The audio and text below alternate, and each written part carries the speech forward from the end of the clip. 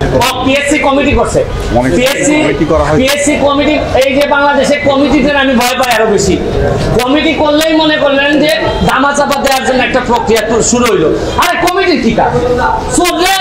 চোর ধরছে পুলিশ, চোর ধরার পর চুরলে বলবে যে ৮ সাথে কে কে চোর আছে বল। এখানে আবার বদলকার কমিটি করার দরকার আছে কি?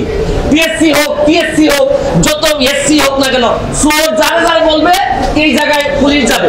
এখানে আমাদের এই তদন্ত কমিটি করা মানে একটু আস্তে, এর মানে হজম করার জন্য একটু টাইম না। এগুলো আমার অভিজ্ঞতা থেকে বললাম। আজকে এইখানে যে কারণে আপনাদের সামনে এসে দাঁড়িয়েছি, আপনারা অনেকেই দেখেছেন কয়েকটা ইস্যু খুবই আলোচিত বাংলাদেশে এখন চলতেছে। এর মধ্যে একটা বড় ইস্যু হচ্ছে গিয়ে যে প্রশ্নপত্র ফাঁসের সাথে পিএসসির দেখা যাচ্ছে যে উপসহকারী সহ এবং পিএসসির চেয়ারম্যানের গাড়ির ড্রাইভার সৈয়দ আবেদ আলী, তারা ধরা পড়েছেন। সৈয়দ আবেদ আলী সাহেবের স্টেটমেন্ট আমি দেখলাম, দেখে উনি বলছেন যে এই প্রশ্নপত্র ফাঁসের যে টাকাটা ইনকাম করছেন এটা নাকি আল্লাহর রাস্তায় ব্যয় করছেন। মানে এর চেয়ে দুঃখজনক আর এর চেয়ে এরকম দেশ আমি পৃথিবীর কোথাও দেখি নাই যে ২ নম্বরের টাকা উনি সগৌরবে বলছেন যে এটা উনি আল্লাহর রাস্তায় খরচ করছেন। এটা আমরা হয়তো ফান হিসাবে নিচ্ছি, কিন্তু আজকে যে কারণে আসছি আমার কাছে মনে হয়েছে যদি একজন সংসদ সদস্য হিসাবে আমার বলার সুযোগ ছিল, যদি পার্লামেন্ট থাকতো। পার্লামেন্ট যেহেতু নাই, এটা আমার বলার সুযোগ আপাতত আমি পার্লামেন্টে পাচ্ছি না। পার্লামেন্ট যখন হবে তখন হয়তো আমি এটা বলতে পারবো। এখন আমি একজন ব্যারিস্টার হিসাবে আমার বিভিন্ন আইনগত ব্যবস্থা নেওয়ার সুযোগ আমার আছে। এখানে পিএসসির চেয়ারম্যান সাহেবের ড্রাইভার উনি প্রশ্নপত্র ফাঁসের সাথে জড়িত, এর মধ্যে উপসহকারীও আছেন। তো উনি ড্রাইভার থাকাকালীন সময়ে পিএসসির চেয়ারম্যান অনেকেই ছিলেন।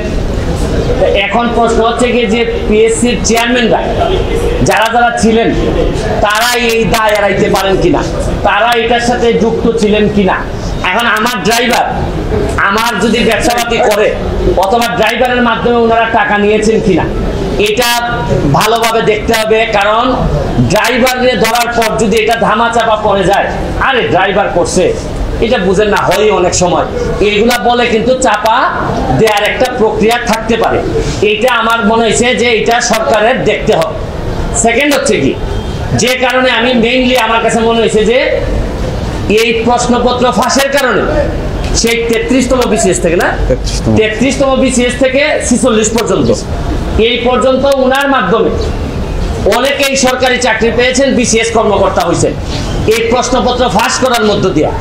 তাইলে উনি যেহেতু ধরা পড়েছেন, তাইলে এখন যারা তদন্ত করতেছেন তাদের মেইন কাজ হবে এই প্রশ্নপত্র ফাঁসের মধ্য দিয়া এই চোর যারা, এই চোরগুলা যারা প্রশাসনের বিভিন্ন জায়গায় বিসিএস কর্মকর্তা বা বিভিন্ন হিসাবে বসে আছে তাদেরকে ত্বরিত তাদের নাম সবার সামনে নিয়ে আসতে হবে এবং এদের বিরুদ্ধে ব্যবস্থা গ্রহণ করতে হবে।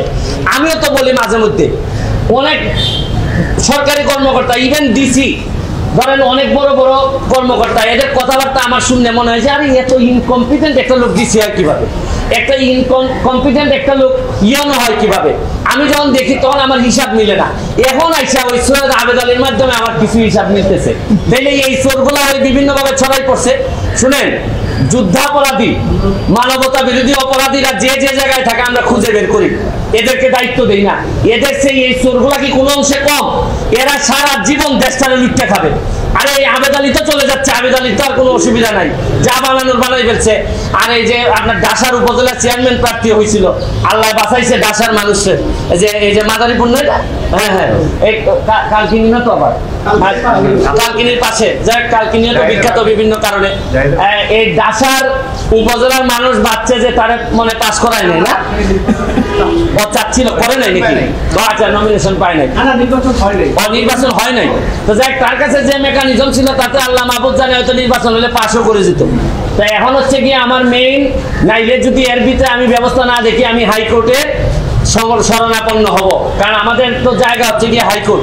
যদি এই ব্যাপারে ব্যবস্থা গ্রহণ না করা হয়, কার কার আমলে এই ড্রাইভার সাহেব ছিলেন পিএসসির চেয়ারম্যান, তাদের এইটার দায় দায়িত্ব আছে কিনা, তারা এটার সাথে জড়িত কিনা, এরপর হচ্ছে গিয়ে এই প্রশ্নপত্র ফাঁসের ঘটনায় কারা কারা অবৈধ সন্তান হিসাবে প্রশাসনে জন্মগ্রহণ করছেন এবং জন্মগ্রহণ করে এখন বিভিন্নভাবে দলীয় তকমা লাগাইয়া ভালো ভালো অবস্থানে আছেন, এইটা আনতে হবে।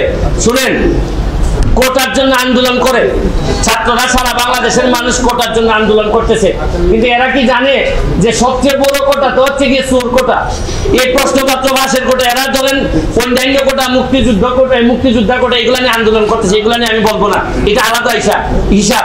কিন্তু জানে না, এরা যদি জানতো যে সবচেয়ে বড় চোর দুর্নীতিবাজ কোটাটা হচ্ছে গিয়ে বাংলাদেশের বড় কোটা, এই কোটার বিরুদ্ধে আন্দোলন করলে সব জিনিস সুবিধা আমরা পাইতাম। কিন্তু এটা আমি পরে হয়তো আরেকদিন বলবো। তবে এখন আমার বক্তব্য হচ্ছে স্পষ্ট, এদের বিরুদ্ধে কারা কারা প্রশাসনে আছেন তাদেরকে বের করে তাদেরকে আইনের আওতায় নিয়ে আসা হবে, নাইলে এই দায় সারা জীবন বাংলাদেশের বয়ে বেড়াতে হবে। আমি একজন এমপি হিসাবে, একজন ব্যারিস্টার হিসাবে আমি মনে করি এটা জাতির সামনে নিয়ে আসা আমার দায়িত্ব। আপনাদের মাধ্যমে আমি এটা ছড়াই দিতে চাই এবং আমি দেখতে চাই যে কি ব্যবস্থা গ্রহণ করছেন, নাইলে আমি মাননীয় প্রধানমন্ত্রীর কাছে প্রয়োজনে যাব, মাননীয় চিফ জাস্টিসের কাছে যাব, কারণ এইভাবে একটা দেশ চলতে পারে না। পিএসসি কমিটি করছে, পিএসসি কমিটি, এই যে বাংলাদেশে কমিটিতে আমি ভয় পাই আরো বেশি। কমিটি করলেই মনে করলেন যে দামাচাপা দেওয়ার জন্য একটা প্রক্রিয়া শুরু হইলো। আরে কমিটির কি কাজ? চোর ধরছে পুলিশ, চোর ধরার পর চোররে বলবে যে আটটার সাথে কে কে চোর আছে বল। এখানে আবার বদলদের কমিটি করার দরকার আছে কি? পিএসসি হোক, টিএসসি হোক, যত এসসি হোক না কেন, চোর যারা যারা বলবে এই জায়গায় পুলিশ যাবে।